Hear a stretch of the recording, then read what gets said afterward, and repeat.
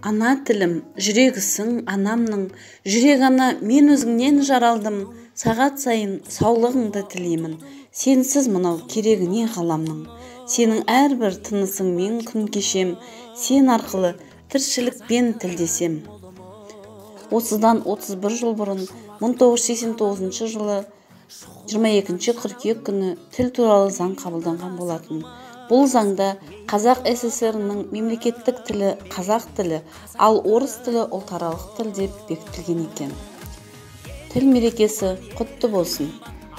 Барымыздар арман асқақ тілек бір, жүрегі нұр, жайсаң еліміз тіл өткір. Халқы болған қара сөздің қаймағын, тіл татулық тұғырымнан тіреп тұр. Ана тілім, дана тілім, бақ тілім, жер өтінде қалып қойған ақ гүлім, тұғыр қылып туған елдің төрінде, асқақтатам ана тілдің ақ туын.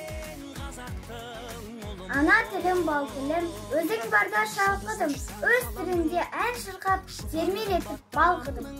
Туған тілім, бабам тілі, өз тілім, туған тілім, анам тілі, өз тілім, туған тілім, далам тілі, өз тілім, туған тілім, адам тілі, өз тілім, туған тілде сыры терең жаным бар, туған тіл болуда қалса егер жүрегімді суырбақ алыңдар.